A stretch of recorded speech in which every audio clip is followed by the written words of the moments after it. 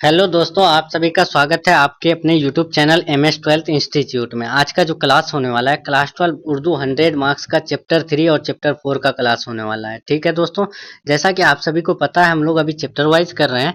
तो chapter wise में आप लोग को 1 और 2 चैप्टर करा दिया गया है और आज हम लोग 3 और 4 करने वाले हैं। ठीक है दोस्तों, तो जो भी स्टूडेंट अगर 1-2 चैप्टर नहीं देखे उर्दू का तो आप लोग जरूर देख लीजिएगा दोस्तों, क्योंकि बहुत VVI क्वेश्चन आप लोग के लिए लिए करके आ रहे हैं चैप्टर वाइज जो कर लिया तो उसका जो है ना उसको जो है और मॉडल सेट मॉडल पेपर पढ़ने की जरूरत नहीं पड़ेगी। आप लोग को जो है ग्रामर का भी एक वन शॉट क्लासेस दिया जाएगा। थ्योरी के मुताबिक जो है आप लोग को ग्रामर का भी दिया जाएगा बहुत जल्द। तो इसीलिए जो भी स्टूडेंट का अगर उर्दू है तो आप लोग पर डे क्लास अटेंड जरूर कर लीजिएगा दोस्तों। और हम लोग को बस उर्दू में 95 पार करना है, इसीलिए 95 करना है आप लोग को। तो आप लोग जो है ना क्या कीजिए, पर डे क्लास अटेंड कीजिए और PDF लेकर के भी रिवीजन कर लीजिएगा। एक बार यहाँ से क्लास करने के बाद एक बार PDF जरूर देख लीजिएगा, ताकि आप रिवीजन होने से क्या होता है कि आप ना क्वेश्चन को नहीं भूल सकते हैं। ठीक है दोस्तों, तो याद रहेगा PDF ले लेना है आप लोग को व्हाट्सएप ग्रुप टेलीग्राम ग्रुप से, या फिर हमसे कॉन्टेक्ट करके ले सकते हैं। जो भी बहन अगर आप लोग व्हाट्सएप ग्रुप में नहीं जुड़ना चाहते हैं या फिर टेलीग्राम ग्रुप में नहीं जुड़ पाते हैं तो आप लोग हमसे कॉन्टेक्ट करके ले सकते हैं, कोई दिक्कत नहीं है उसमें।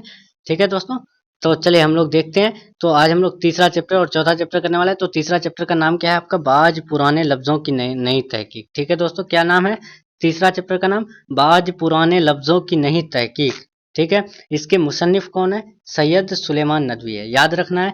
बाज पुराने लफ्जों की नई तहकीक के मुसन्निफ कौन है, सैयद सुलेमान नदवी है। और बाज पुराने लफ्जों की नई तहकीक क्या है, तो वो आपका मुजामिन है, मतलब मजमून है, ये भी याद रखना है। ऐसे जो है ऊपर में जो आप लोग को बता रहे हैं ना, ये भी आप लोग को अच्छे से कवर कर लेना है, क्योंकि 4 से 5 मार्क्स 3 से 4 मार्क्स जो है इससे पूछे जाते हैं आप लोग का। कि अब जैसे इंसाइया क्या है, क्या है, ऑप्शन दे देगा। उसके बाद फिर दे देगा नजीर अहमद की कहानी क्या है, और उसके बाद दे देगा कि मिट्टी का तेल क्या है। तो आप लोग को ये सब याद रखना है, मिट्टी का तेल मजमून है, नजीर अहमद की कहानी खाका है, बाज पुराने लफ्जों की नई ताकीक जो है मजमून है। ये सब याद रखना है आप लोग को अच्छे से।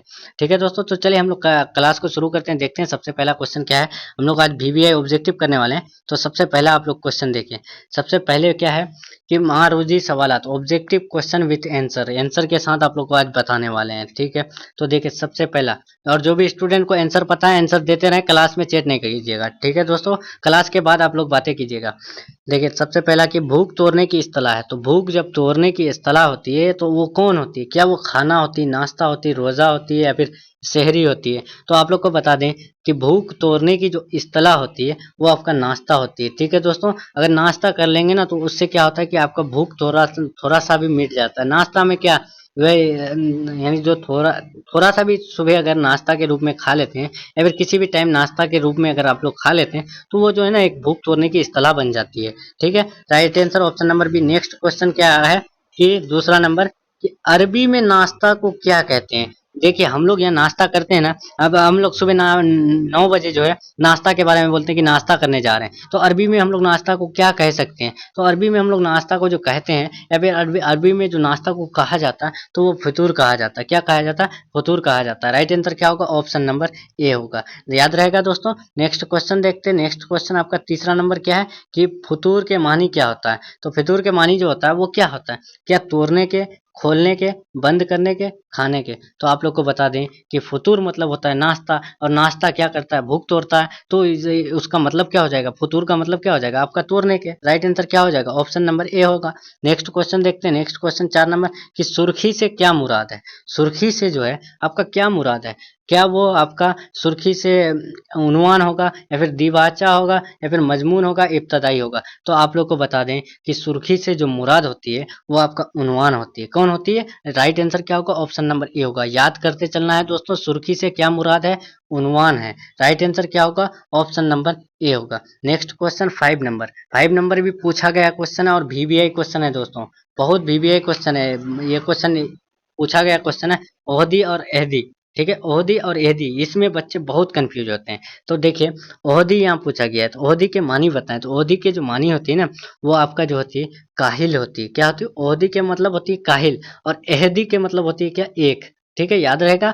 ओहदी अगर पूछे, यानी ओहदी अगर पूछे तो उनका मानी क्या होता है, ओहदी ऐसे होता है।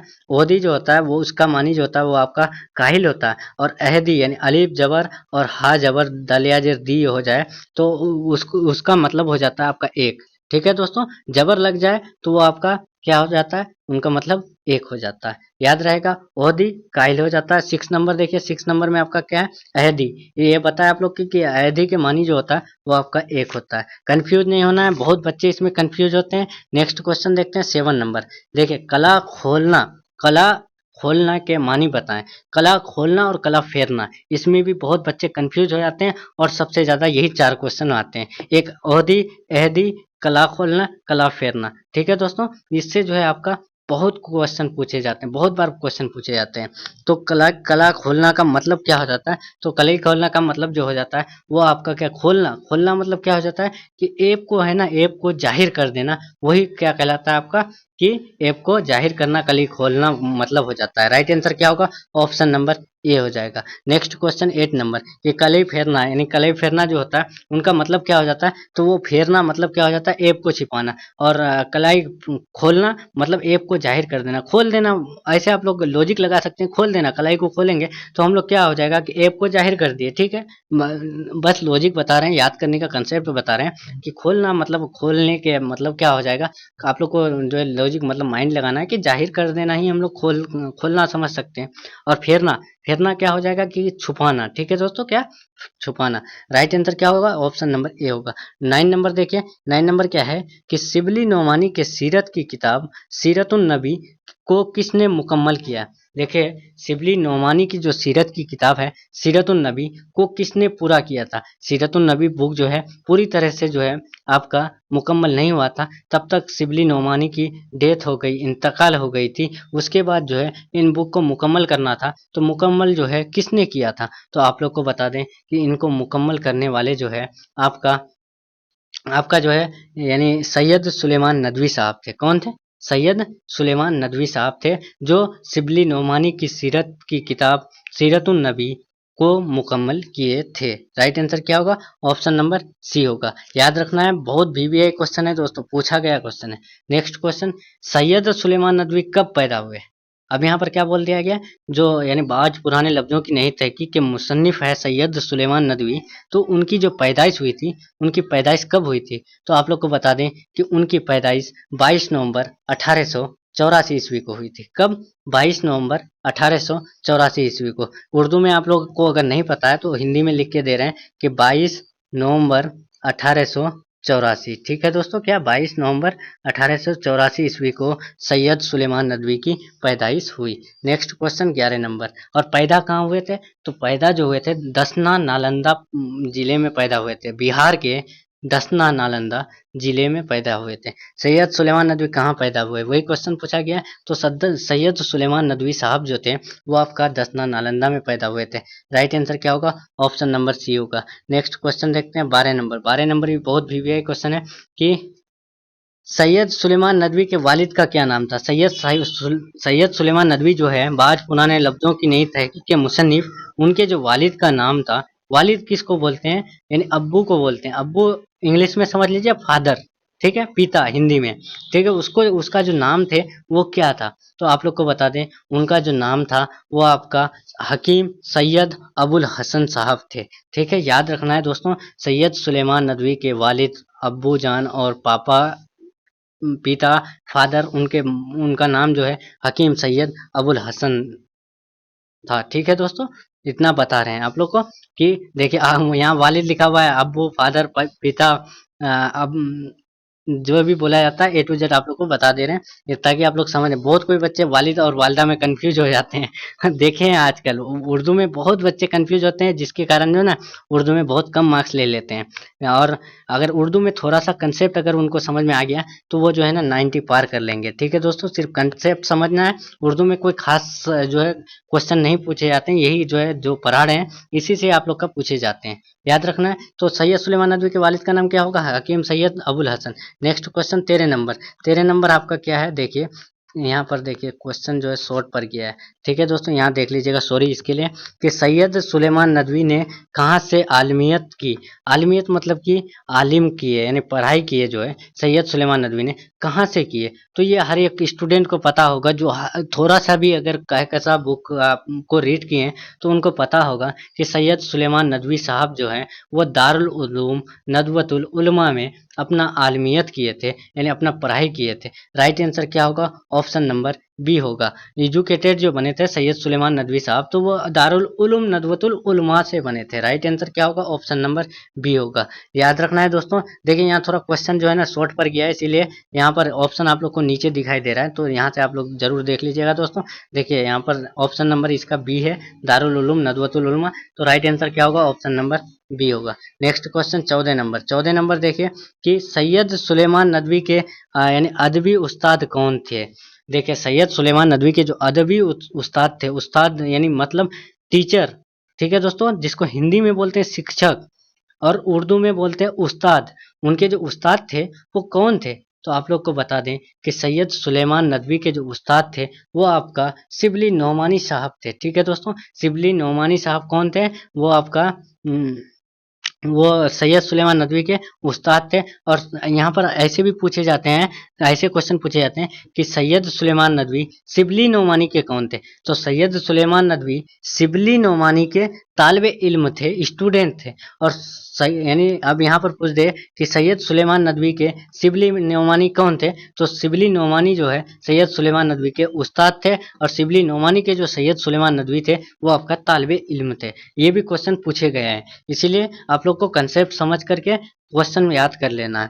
Next question 15 number, last question इस चैप्टर का, कि सैयद सुलेमान नदवी का इंतकाल कब हुआ। पैदाइश आप लोग को पता है कि सैयद सुलेमान नदवी की पैदाइश 22 नवंबर 1884 ईस्वी को दसना नालंदा जिले में पैदा हुए। ठीक है दोस्तों, अब यहाँ पर क्या पूछ लिया है कि सैयद सुलेमान नदवी की इंतकाल कब हुए। तो इंतकाल जो हुए थे सैयद सुलेमान नदवी साहब, तो वो 23 नवंबर 1952 ईस्वी को हुए थे। कब? 23 नवंबर 1952 ईस्वी को हुए थे। इसीलिए इसका राइट आंसर क्या होगा? ऑप्शन नंबर सी होगा। ठीक है दोस्तों, तो चलिए हम लोग नेक्स्ट चैप्टर देखते हैं, चौथा चैप्टर। यहाँ तक हम लोग का तीसरा चैप्टर कंप्लीट हो गया। अभी तक जो भी स्टूडेंट अगर वीडियो को लाइक नहीं किए तो लाइक कर दीजिएगा दोस्तों, और अपने दोस्तों में तब तक शेयर कर दीजिए दोस्तों। तो चलिए हम लोग देखते हैं यानी फोर्थ चैप्टर।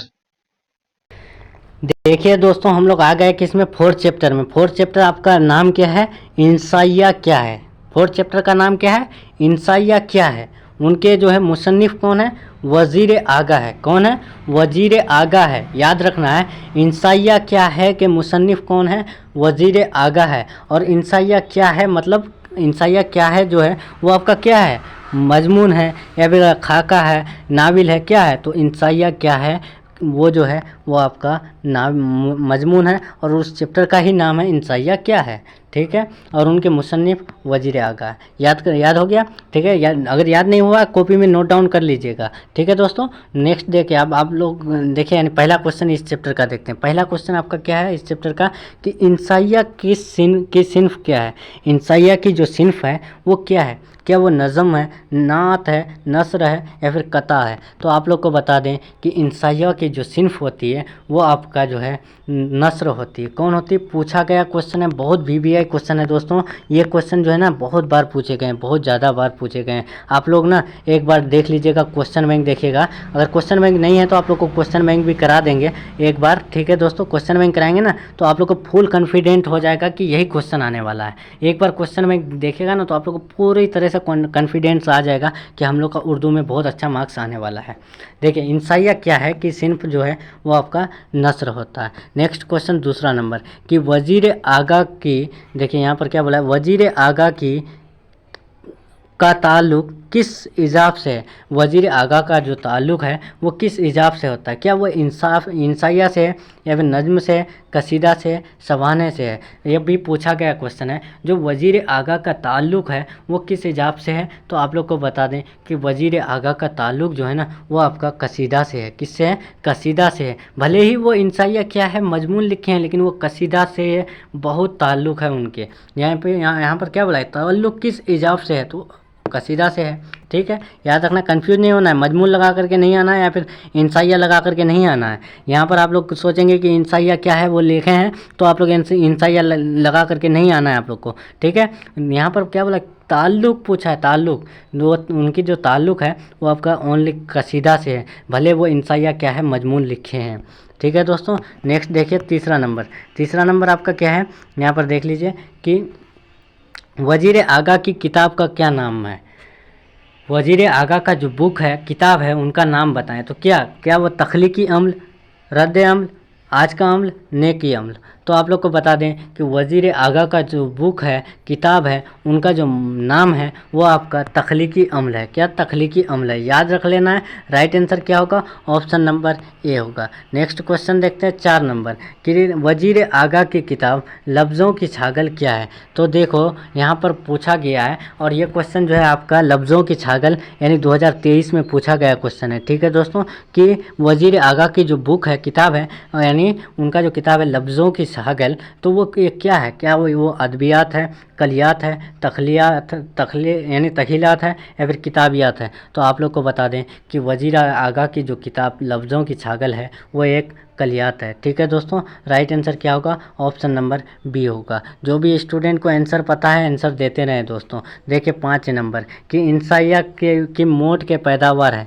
तो इंसाइया जो है वो किस मोड के पैदावार है, पूछा गया क्वेश्चन है। इंसाइया किस मोड के पैदावार है, तो वो आपका शगुफ्ता मोड के पैदावार है। राइट आंसर क्या होगा, ऑप्शन नंबर ए होगा। नेक्स्ट क्वेश्चन देखते हैं 6 नंबर कि वजीर आगा की पैदाइश कब हुई। तो वजीर आगा जो है उनकी जो पैदाइश हुई थी, तो आप लोग को पता होगा कि वजीर आगा साहब जो थे उनकी पैदाइश यानी 1922 ईस्वी को हुए थे। और इनके इंतकाल के बारे में भी पूछे जाते हैं, तो उनके इंतकाल के बारे में जो है बुक में नहीं बताया गया, लेकिन उनके इंतकाल जो है 2010 ईस्वी में हुए थे। ठीक है दोस्तों, कब हुए थे, 2010 ईस्वी में हुए थे। याद रखना है, ये भी क्वेश्चन पूछे गए हैं 2023 में कि वजीर आगा के इंतकाल कब हुए हैं। तो वजीर आगा के इंतकाल 2010 ईस्वी में हुए हैं, पैदाइश 1922 ईस्वी में हुए हैं। ठीक है, याद रहेगा। नेक्स्ट क्वेश्चन 7 नंबर कि वजीर आगा की पैदाइश कहाँ हुई। देखिए वजीर आगा की पैदाइश जो है कहाँ हुई थी, किस जगह में हुई थी। तो आप लोग को बता दें कि वजीर आगा की जो पैदाइश हुई थी वो आपका पाकिस्तान सरगोधा में हुई थी। कहाँ हुई थी, पाकिस्तान सरगोधा में हुई थी। कब हुई थी, 1922 ईस्वी में हुई थी। कब हुई थी दोस्तों, 1922 ईस्वी में पाकिस्तान के सरगोधा में वजीर आगा की पैदाइश हुई थी, जिसे हम लोग वजीर कोट भी बोलते हैं। वजीर कोट से भी क्वेश्चन आते हैं कि वजीर आगा की पैदाइश पाकिस्तान के वजीर कोट में हुए थे। ठीक है दोस्तों, नेक्स्ट क्वेश्चन 8 नंबर कि वजीर आगा ने किस मौजू पर PhD किए। PhD मतलब क्या होता है कि एक जो है ये एक कोर्स है। ठीक है, वजीर आगा जो है जो PhD किए थे, तो वो आपका किस सब्जेक्ट पर, मौजू मतलब क्या होता है, मौजू मतलब क्या हो जाता है, किस शब्द नहीं, यानी कौन सा जो है, जैसे कि गज़ल, नज़म, कसीदा, तंजो मजा, उसके बाद मजमून, खाका, किस में वो PhD किए थे। तो PhD जो करके रखे हैं वजीर आगा, तो वो आपका यानी वो आपका किस में, कसीदा में। आप लोग को कसीदा से इनका इजाफ बहुत ज़्यादा है, ताल्लुक़ बहुत ज़्यादा है। तो और PhD भी किए हैं तो वो आपका कसीदा से ही किए हैं वजीर आगा साहब। ठीक है, नेक्स्ट क्वेश्चन इस यानी इक्तसाब के मानी बताएं। तो इक्तसाब के मानी क्या होता है। देखिए ये ग्रामर में आ गया क्वेश्चन कि इक्तसाब के मानी क्या होता है। तो आप लोग को पता होगा इक्तसाब जो है आपका उर्दू बुक में दिया हुआ है, वजीर आगा जो इंसाइया क्या है उसमें दिया हुआ है, इसीलिए ये क्वेश्चन है कि इक्तसाब के मानी होता है। तो आप लोग को बता दें कि इक्तसाब के मानी जो होता है वो आपका जाती मेहनत से हासिल करना। ठीक है दोस्तों, याद रहेगा, इक्तसाब का मानी जाती मेहनत से हासिल करना। राइट आंसर क्या होगा, ऑप्शन नंबर डी होगा। एक्सप्लेन करते चल रहे हैं इसीलिए थोड़ा जो है वीडियो लॉन्ग हो रहा है। ठीक है दोस्तों, डायरेक्ट आंसर नहीं बता रहे हैं आप लोग को, इसीलिए आप लोग ये नहीं सोचेगा कि सर इतना लॉन्ग वीडियो कैसे लेकर के आ रहे हैं। देखिए 10 नंबर, ऐसे तो हम भी बता सकते हैं कि इक्तसाब का मानी जाती मेहनत करना होता है। ठीक है, आंसर तो हम भी बता सकते हैं, लेकिन थोड़ा जो है आप लोग को एक्सप्लेन करके दे रहे हैं। बहुत सारे बच्चे चैप्टर नहीं पढ़ रहे हैं, तो इसीलिए जैसे उनका पैदाइश जो क्वेश्चन पूछे जाते हैं वो थोड़ा एक्सप्लेन आप लोग को करके दे रहे हैं, इसीलिए टाइम लग रहा है। ठीक है दोस्तों, अगर आप लोग को ऐसे ही आंसर अगर जानना है तो मैं आंसर वाला वीडियो भी दे सकता हूँ, आप लोग कमेंट में बता दीजिएगा। एबलाग के लघवी मानी क्या है? एबलाग जो है उनका जो लघवी मानी होता है वो क्या होता है? पहुँचाना, यानी मंगाना, उसके बाद देना, बताना। तो आप लोग को बता दें कि एबलाग के मानी जो होता है, लघवी मानी जो होता है वो आपका होता है पहुँचाना। क्या होता है? पहुँचाना। राइट आंसर क्या होगा? ऑप्शन नंबर ए होगा। नेक्स्ट क्वेश्चन 11 नंबर कि इंसान की आखिरी हिजरत कौन सी होती है? देखिए मोस्ट वीवीआई क्वेश्चन, देखिए कि इंसान का जो आखिरी हिजरत होती है, हिजरत क्या होता है? हिजरत मतलब ये है कि आप जो है ना, यानी सफ़र, क्या सफ़र, ठीक है दोस्तों। तो वो जो है वो जो इंसान की हिजरत होती है तो वो आपका क्या होती है? आखिरी हिजरत जो होती है, क्या वो अब्दी सफ़र होती है, सफ़र तिजारत होती है, सफ़र गैर ममालिक होती है? इनमें से कोई नहीं। तो आप लोग को बता दें कि इंसान की जो आखिरी हिजरत होती है ना वो आपका यानी अब्दी सफ़र होती है। राइट आंसर क्या होगा? ऑप्शन नंबर ए होगा। ये आपका हिजरत चैप्टर में आ गए दोस्तों, हिजरत जो अहमद जमाल पाशा का लिखा हुआ है, ठीक है। हम लोग यानी 5वां भी चैप्टर में आ गए, यानी 4 और 5 इसमें जो है कंबाइन है, उसके लिए सॉरी। तो और भी यानी 5 चैप्टर आप लोग को अलग से दे देंगे, लेकिन आज भी कर लीजिए, ठीक है। तो अहमद जमाल पाशा की पैदाइश कब हुई? अब अहमद जमाल पाशा के बारे में आ गए हम लोग। तो अहमद जमाल पाशा की जो पैदाइश हुई थी वो कब हुई थी? तो आप लोग को बता दें कि अहमद जमाल पाशा की जो पैदाइश हुई थी वो आपका कब हुई थी? तो वो 1928 में हुई थी। कब? 1927 में हुई थी। 1927 में अहमद जमाल पाशा की पैदाइश हुई थी। राइट आंसर क्या होगा? ऑप्शन नंबर ए होगा। Next question 13 number. 13 नंबर क्या है कि अहमद जमाल पाशा की पैदाइश कहाँ हुई? पैदाइश जो है 1927 ईस्वी में तो हुई है, ये तो आप लोग को याद हुआ, लेकिन अब कहाँ हुई थी? तो अहमद जमाल पाशा की पैदाइश जो हुई थी वो आपका इलाहाबाद में हुई थी। कहाँ हुई थी? इलाहाबाद में। Right answer option number B. 14 number देखिए कि अहमद जमाल पाशा के वालिद का नाम, अहमद जमाल पाशा के जो पिता का नाम था वो क्या था? तो आप लोग को बता दें कि अहमद जमाल पाशा का जो वालिद का नाम है वो सजाअत हुसैन है। क्या है? सजाअत हुसैन। राइट आंसर क्या होगा? ऑप्शन नंबर बी होगा। नेक्स्ट क्वेश्चन देखते हैं 15 नंबर। 15 नंबर क्या है कि अहमद जमाल पाशा ने किस यूनिवर्सिटी से एमए किया? यानी मास्टर ऑफ आर्ट्स जो है वो अहमद जमाल पाशा ने किस यूनिवर्सिटी से किए थे, किस विश्वविद्यालय से किए थे? ठीक है दोस्तों, क्या वो Patna University, Allahabad University, Magadh University, Aligarh Muslim University? तो आप लोग को बता दें कि अहमद जमाल पाशा साहब जो है वो आपका यानी एमए जो किए थे अलीगढ़ मुस्लिम यूनिवर्सिटी से किए थे। राइट आंसर क्या होगा? ऑप्शन नंबर डी होगा। ठीक है दोस्तों, नेक्स्ट क्वेश्चन देखते हैं। हिजरत का ताल्लुक किस सिन्फ अदब से है? हिजरत चैप्टर में हम लोग चल रहे हैं, तो हिजरत का ताल्लुक जो है किस सिन्फ अदब से है? तो हिजरत जो है वो आपका एक इंसाइया है। क्या है? हिजरत एक इंसाइया है, तो इसीलिए इसका राइट आंसर क्या होगा? ऑप्शन नंबर ए होगा। और इंसाइया क्या है? क्या है बोलो ना, इंसाइया क्या है? जो चैप्टर है वो एक क्या है? तो वो आपका मजमून है, लेकिन हिजरत क्या है? इंसाइया है। नेक्स्ट क्वेश्चन देखते हैं। नेक्स्ट क्वेश्चन 17 नंबर कि बंजारों को और किस नाम से जाना जाता है? बंजारों जो होता है उसको जो है और किस नाम से जाना जाते हैं? तो आप लोग को पता होगा कि उन्हें हम लोग खाना बदोश के नाम से जानते हैं। राइट आंसर क्या होगा? ऑप्शन नंबर बी होगा। नेक्स्ट क्वेश्चन देखते हैं 18 नंबर कि हर मुल्क मास से क्या मुराद है? ये क्वेश्चन 2023 में पूछा गया क्वेश्चन है कि हर मुल्क मास से क्या मुराद है? तो वो आपका होता है हर मुल्क हमारा मुल्क होता है, यही उनसे मुराद है। याद रखना है, अगर पूछ दे कि हर मुल्क मास से क्या मुराद है, यानी क्या मतलब है, तो आपका हर मुल्क हमारा मुल्क होता है। नेक्स्ट क्वेश्चन 19 नंबर कि इंसाइया, देखिए इंसाइया हिजरत में कितने मुल्कों के नाम आए हैं? तो इंसाइया क्या है? जो इंसाइया जो हिजरत है, हिजरत जो चैप्टर है उसमें जो आपका ना 3 यानी कितने देशों का नाम आए थे? तो आप लोग को बता दें कितने मुल्कों या फिर देशों, कंट्री, तो वो आपका आया था 3 कंट्री का नाम आया था। ठीक है दोस्तों, कितना कंट्री? 3 कंट्री का नाम आया था। Right answer option number C होगा। Next question 20 number. 20 नंबर आपका क्या है? देख लीजिए, तो यहाँ शॉर्ट कर रहे हैं, देखिए कि जन्नत से किसे हुक्म सफ़र हुआ? जन्नत से जो है किसे हुक्म सफ़र हुआ? क्या वो आदम को, फरिश्ता को, जीन को, या फिर इनमें से कोई नहीं? तो आप लोग को बता दें, सॉरी दोस्तों, तो आप लोग को बता दें कि जन्नत से जो हुक्म सफ़र हुआ था वो आपका आदम साहब को हुए थे। ठीक है दोस्तों, याद रहेगा, जन्नत से हुक्म सफ़र जो हुआ वो हमें आदम को हुआ। राइट आंसर क्या होगा? ऑप्शन नंबर ए होगा। Next question 21 number. 21 नंबर क्या है कि वजीर आगा का माहनामा अवध पंच कहाँ से इजरा किया। देखिए वजीर आगा ने जो माहनामा, यानी माहनामा मतलब क्या होता है, पत्र, अवध पंच जो पत्र है तो वो जो है कहाँ से इजरा किए, स्टार्टिंग किए, क्या दिल्ली से, कानपुर से, लखनऊ से, पटना से। तो आप लोग को बता दें कि वजीर आगा ने जो माहनामा अवध पंच शुरू किए थे तो वो आपका लखनऊ से शुरू किए थे। ठीक है दोस्तों, अवध पंच लखनऊ से।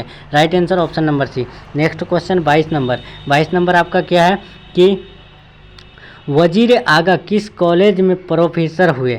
वजीर आगा साहब जो प्रोफेसर बने थे तो वो आपका किस कॉलेज में प्रोफेसर बने थे। क्या वो एएम कॉलेज, गया कॉलेज, जखिया आफाक इस्लामिया कॉलेज सीवान, या फिर वोमेंस कॉलेज। तो आप लोग को बता दें कि वजीर आगा जो प्रोफेसर बने थे तो वो आपका जकिया आफाक इस्लामिया कॉलेज सीवान में बने थे। ठीक है दोस्तों, राइट आंसर क्या होगा, ऑप्शन नंबर सी होगा। 23 नंबर कि वजीर आगा का इंतकाल कब हुआ। तो वजीर आगा का जो डेथ हुए थे, इंतकाल जो हुए थे वो आपका कब हुए। तो आप लोग को बता दें कि वजीर आगा की जो इंतकाल हुए थे वो आपका यानी 28 सितंबर 1978 ईस्वी को, यानी 1987 ईस्वी को। 1927 में तो उनकी पैदाइश हुई, ठीक है, 1927 में जो है वजीर आगा की पैदाइश हुई और उनकी जो वफ़ात हो गई वो आपका 28 सितंबर 1987 ईस्वी को इंतकाल हो गए। ठीक है, और वजीर आगा पैदा कहाँ हुए थे तो वो जो है आपका इलाहाबाद में पैदा हुए थे। ठीक है दोस्तों, याद रहेगा। राइट आंसर इसका क्या होगा, ऑप्शन नंबर सी होगा। 28 सितंबर 1987 ईस्वी को वजीर आगा का इंतकाल हो गए थे।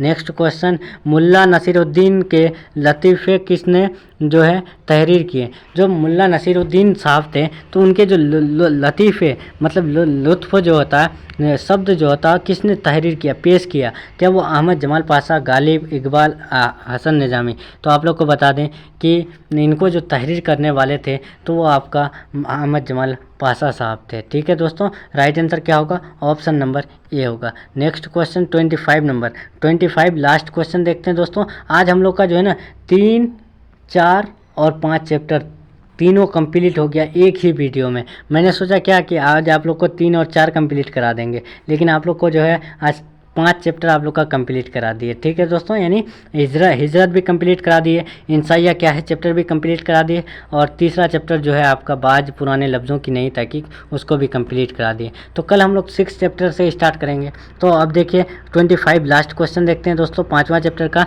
कि रोज़ ऑफरेंस। देखिए रोज़ ऑफरेंस का मानी क्या है। रोज़ ऑफरेंस का जो मानी होता है वो आपका क्या होता है, पैदाइश का दिन, मौत का दिन, शादी का दिन, या फिर हिजरत का दिन। तो आप लोग को बता दें कि रोज़ ऑफरेंस का जो मानी होता है, मतलब होता है, वो आपका पैदाइश का दिन होता है। ठीक है दोस्तों, याद रहेगा, याद करना है। अगर याद नहीं रहेगा तो रोज़ ऑफरेंस का मतलब जो होता है वो पैदाइश का दिन होता है। राइट आंसर क्या होगा, ऑप्शन नंबर ए होगा। ठीक है दोस्तों, तो जो भी स्टूडेंट को अगर क्लास अच्छा लगा है तो आप लोग लाइक ज़रूर कर दीजिएगा दोस्तों। हम लोग का क्लास जो है यहीं तक रहने वाला है। हम लोग का यहाँ 5 चैप्टर कंप्लीट हो गया। ठीक है, अब हम लोग कल 6 से स्टार्ट करेंगे। जल्दी जल्दी हम लोग हिस्सा नस्र और नज्म कंप्लीट करा करके उसके बाद आप लोग को मॉडल सेट कराने वाले हैं उर्दू का। उर्दू में हम लोग को बस कुछ नहीं 99 मार्क्स लाना है। आप लोग को सिर्फ राइटिंग बेस मजबूत करना है। उर्दू के लिए आप लोग को टेंशन नहीं लेना है, उर्दू मेरे ऊपर छोड़ दीजिए। ठीक है दोस्तों, तो चलिए हम लोग का क्लास यहीं तक रहने वाला है।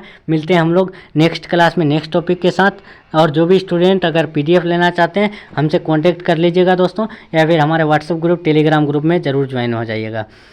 और अपने अपने दोस्तों में ज़रूर शेयर कीजिएगा दोस्तों मेरे चैनल को, ताकि मुझे भी वीडियो बनाने में मोटिवेट मिलते रहे। तो चलिए हम लोग मिलते हैं नेक्स्ट क्लास में नेक्स्ट टॉपिक के साथ। तब तक के लिए बाय, अल्लाह हाफिज़, thanks for watching, take care.